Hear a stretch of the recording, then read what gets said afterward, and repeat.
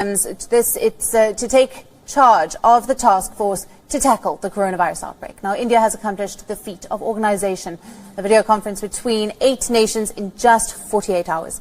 Prime Minister Modi is the first world leader to have called for a joint action plan between countries to contain the fast-spreading outbreak. All SAARC nations welcomed India's move, saying that they want to work closely with New Delhi to chalk out a strategy to combat the deadly disease. Corona का संकट पूरी दुनिया पर छा गया है। दुनिया भर में इस संक्रमण के हमले से 5000 से अधिक लोगों की मौत हो चुकी है। कोरोना संक्रमण कई मशहूर लोगों को भी अपनी चपेट में ले चुका है।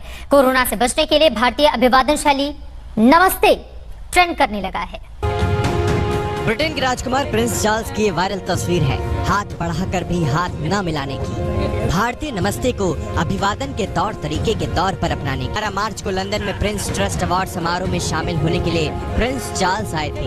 वहां कोरोना से बचने की सावधानी नमस्ते को स्वीकार करने के तौर पर दिखी। राष्ट्रपति डोनाल्ड ट्रंप ने भी आयरलैंड के प्रधानमंत्री लियो वराडकर से मिलने पर हाथ नहीं मिलाया, एक दूसरे को नमस्ते। 2 रोज के बाद एक मर्तबा फिर हाजिर खिदमत हैं।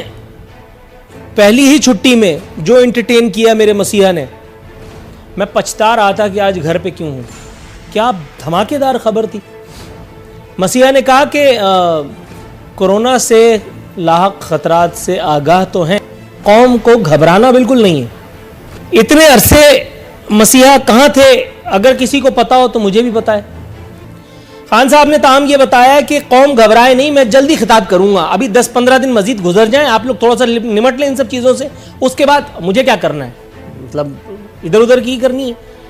तो जाहिर है उन सब बातों से आपका इलाज तो होने से रहा।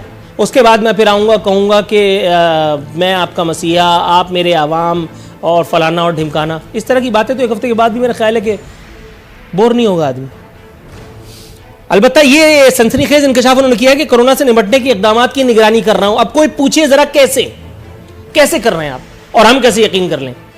एक गवाह, मतलब क्या कर रहे हैं आप। फवाद चौधरी की उस लेबोरेटरी में घुसे हुए आप लोग सारे कोरोना की वैक्सीन ईजाद करने की कोशिश कर रहे हैं। हालांकि फवाद चौधरी अकेला चाहे, अल्हम्दुलिल्लाह उसमें इतना टैलेंट है उस वजीर में, मैं उसका मोतरफ हूं कि वो जो 55 रुपए वाला हेलीकॉप्टर ईजाद कर सकता है, वो अमरीकियों और यहूदियों के मुंह पे एक थप्पड़ नहीं मार सकता ये वैक्सीन ईजाद करके।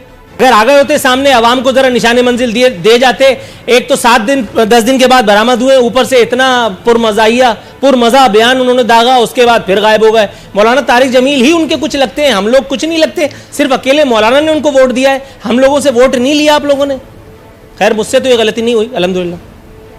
मस्त जोक मारा रे, ये हंस रहे हलकट हंस। देखिए नूरुल आरिफीन, वो आपके सामने आए तो आपको फिर अच्छा नहीं लगता, फिर आप कहते हैं कि अब तो मुझे आंखें बंद करके पता है, कान बंद करके पता है कि इन्होंने क्या कहना है। तो फिर आप जब आपको इत्मीनान ही नहीं रहा, जब आपने एक वो माइंड सेट बना लिया है कि जी मैंने यही बातें प्राइम मिनिस्टर इमरान खान के मुतालिक करनी है, तो फिर मैं आगे इससे क्या बात कर सकती हूँ। अच्छा, थोड़ा सा तवक्कुफ कीजिए, जब आप बात ही नहीं कर पाएंगे तो मजा कैसे आएगा मैडम। थोड़ा सा तवक्कुफ कीजिए। कौम इस वक्त बुलाई हुई है, कौम को इस वक्त मीडिया ने जितना कंफ्यूज किया हुआ है उतना और किसी ने नहीं किया। हर थोड़ी देर के बाद एक अजीब किस्म की ब्रेकिंग न्यूज दे रहे हैं, जरा थोड़ा सा तवक्कुफ की इस्तदा है मैडम। अगर बाकी हालात इतने खराब थे तब तो मसीहा को मेरे ख्याल है कि सीना सफर हो जाना चाहिए था, लेकिन बहरहाल बनी गाला मेरे ख्याल है कि किसी और सैयारे पे वाक़ई थोड़ा सा तवक्कुफ कीजिए खराब। थोड़ा सा तवक्कुफ अगर आप करें, मैं आपकी इसी अदा पर बारे जाता हूं कि आप मुझे बोलने तो देती नहीं है और किसी और के पास जाना नहीं होता।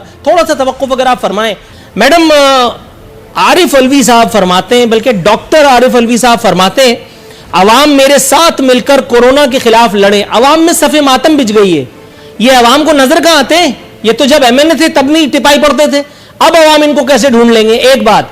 और जब ये मिलेंगे तभी तो हम इनसे पूछेंगे कि भाई लड़ना कैसे। ये तो जो हिदायत फरमा रहे हैं वही मेरी समझ में नहीं आया, तो आम आदमी की समझ में कैसे आएगा। कह रहे हैं आप आज मेरे साथ मिलकर लड़ें, जो कुछ आपने किया और हर रोज कर रहे हैं, Twitter, TikTok, SM forum, Instagram पर पोस्ट कर दें। हैं? मतलब इजराइल अलैहिस्सलाम टिकटॉक वालों के पास नहीं फटकते हैं क्या? ये टिकटॉक और पिकटॉक जो है क्या, इससे मौत नहीं आती है क्या? ये मेरे सदर साहब जो हैं, मेरे आरिफ अलवी साहब जो हैं, ये वीडियो बना करके कह रहे हैं कि मैंने अपने घर से इस लड़ाई का आगाज करना है। इससे पहले मैं इनकी वीडियो देख चुका हूं, ये पीटीवी की याद दिलाते हुए इन्होंने दोनों तरफ झंडे लगा रखे थे, जाहिर है जो सदारती एक मामला होता है, और उसके बाद ये हमें टूथब्रश करना सिखा रहे थे। मैडम कुछ फरमाइए जरा। नूरुल आरिफीन, आपके इंफॉर्मेशन के लिए और बाकी कौम के लिए भी ये बताना बहुत ज़रूरी है कि कोरोना वायरस का इस वक्त कोई इलाज नहीं है। इसका एक ही इलाज है, वो एहतियात और वो जो एक दूसरे के जो ज़्यादा गैदरिंग्स हैं उसको ख़त्म करना, क्वारंटीन में रहना। अगर आप समझें कि आप में वो सिम्टम्स हैं जिसके लिए तमाम दुनिया में, तमाम ममालिक में इस वक्त लोग जो हैं वो घर में महसूर होकर रह गए हैं, क्योंकि इससे बचाव का और कोई तरीका नहीं है। और पाकिस्तान की जो हुकूमत है उसने वो तमाम जो हैं वो एहतियात जो लाजिम है वो ले ली हैं। और इस वक्त दफा 144 भी सिर्फ इसलिए है, दफातर बंद हैं, आपको ये बताते हुए बहुत दुख महसूस कर रहा हूं कि जितना आपने डराना है वो मत डराइए। सुनिए, जितना आपने डराना है कोशिश बेकार है। सुनिए, ये डराने की बात नहीं है, ये हकीकत है। और डॉक्टर आरिफ अलवी जो इस वक्त ठीक है, आप पीटीआई में, लेकिन कभी कभी अगर सुन लेंगे तो मेरा थोड़ी खराब हो जाएगा।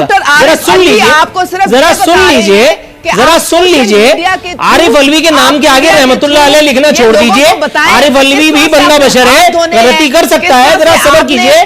जरूरी थोड़ी है अपनी एनुअल कॉन्फिडेंशियल रिपोर्ट इसी प्रोग्राम से लेकर के आपने उठना है, जरा सब्र कीजिए, मेरी भी सुन लीजिए। वो रहमतुल्लाह अलैह थोड़ी है, वो वली अल्लाह थोड़ी है कि जो गलती नहीं करते। जरा संभल के मैडम, जरा थोड़ा संभल के सुनिए। पहले मैंने आपसे सवाल कुछ और पूछा और आपने जो लंतारानी शुरू की तो मुझे कोफ्त हो गई, जाहिर है कि होनी थी। मैंने आपसे नाम पूछा, आप मुझे शनाख्ती कार्ड नंबर बता रही हैं। मैं आपसे कह रहा हूं आरिफ अलवी को ढूंढे कहां, और आप कह रहे हैं हुकूमत ने ये किया, हुकूमत ने वो किया, हुकूमत ने ये किया, क्वारंटाइन में चले जाओ, ये कर जाओ, छत से कूद जाओ। ये तो मैं भी जानता हूं। कभी हमें अमरियत मारती है, कभी हमें जमहूरियत मारती है, कभी पीपल्स पार्टी मारती है, कभी नून लीग मारती है। अब पीटीआई का नंबर है। एक मुसीबत और आ गई, कोरोना। वो तो हम ऑलरेडी मरे हुए भाई। मैं ये थोड़ी कह रहा हूं, मैं ये कह रहा हूं आरिफ अलवी को ढूंढूं कहां से। आप शुरू हो गई सबक सुनाना।